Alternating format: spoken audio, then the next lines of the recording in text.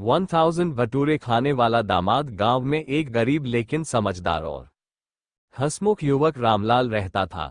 उसकी शादी पड़ोस के गांव की सुंदर और गुणवान लड़की राधा से तय हुई। रामलाल सरल स्वभाव का व्यक्ति था और उसकी बुद्धिमानी के किस्से दूर दूर तक मशहूर थे। शादी के बाद ससुराल वालों ने सोचा कि उनका दामाद कुछ खास सम्मान के योग्य है, इसलिए उन्होंने तय किया कि उसके स्वागत के लिए भव्य भोज का आयोजन किया जाएगा। राधा की मां कमला देवी ने जब ये सुना कि उनका दामाद भोजन का बहुत शौकीन है, तो उन्होंने पूरे गांव में ये घोषणा कर दी कि वे अपने दामाद को 1000 भटूरे खिलाएंगी। ये सुनकर गांव भर में चर्चा होने लगी और सभी को इस अद्भुत घटना का बेसब्री से इंतजार था।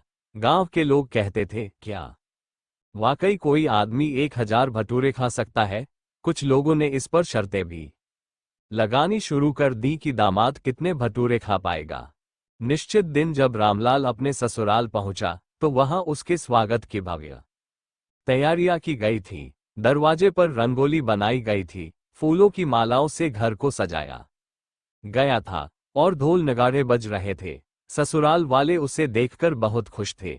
बड़ी सी चौकी बिछाई गई और रामलाल को खास आसन पर बैठाया गया।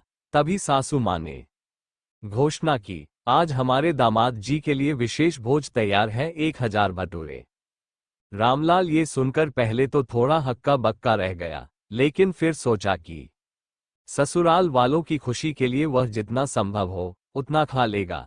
पहली थाली में गरम गरम घी में तले गए खस्ता भटूरे लाए गए। उनके साथ चटनी, आलू की सब्जी और दही भी परोसी गई। पहले 10 भटूरे तो रामलाल ने आसानी से खा लिए, फिर 20, 30 और 50 तक। जाते जाते उसे पसीना आने लगा। लोग तालियां बजा रहे थे और सास ससुर गर्व से भर गए थे।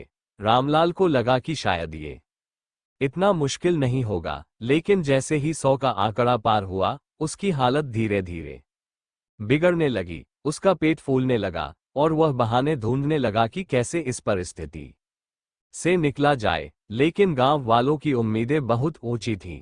वे जोर जोर से गिनती गिन रहे थे। जैसे ही 200 भटूरे पूरे हुए, रामलाल का माथा ठनकने लगा। अब उसका पेट इतना भर चुका था कि एक और भटूरा खाने की भी गुंजाइश नहीं थी।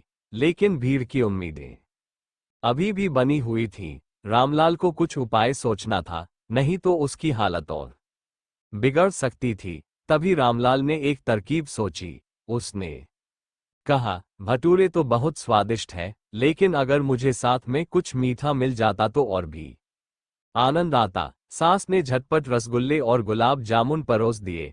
मौका देखकर रामलाल ने कहा, अब थोड़ा आराम करने दीजिए, फिर मैं अगली बार आकर 900 और खा लूंगा। ससुराल वाले उसकी चालाकी समझ गए और सब हंस पड़े। उन्होंने कहा, हमें तो पहले ही समझ जाना चाहिए था कि 1000 भटूरे कोई नहीं खा सकता, लेकिन तुम्हारी बुद्धिमानी ने हमें हंसने का मौका दिया। इसके बाद रामलाल को एक समझदार और मजाकिया दामाद के रूप में जाना जाने लगा। वह कहानी पूरे गांव में फैल गई और लोगों से मजाकिया अंदाज में सुनाने लगे। जब भी कोई व्यक्ति ज्यादा खाने की कोशिश करता तो लोग कहते, कहीं तुम भी 1000 भटूरे खाने वाले दामाद तो नहीं बनने जा रहे। इस कहानी से हमें ये सीख मिलती है कि कभी कभी मुश्किल परिस्थितियों से बचने के लिए केवल शारीरिक शक्ति ही नहीं, बल्कि चतुराई और बुद्धिमत्ता की भी आवश्यकता होती है। हंसी मजाक और बुद्धिमत्ता से कोई भी कठिनाई हल की जा सकती है। कहानी को विस्तार से लिखा गया है, जिससे इसका प्रभाव और मनोरंजन दोनों बढ़ जाए। अगर आप इसमें और कोई बदलाव या विस्तार चाहते हैं तो बताइए।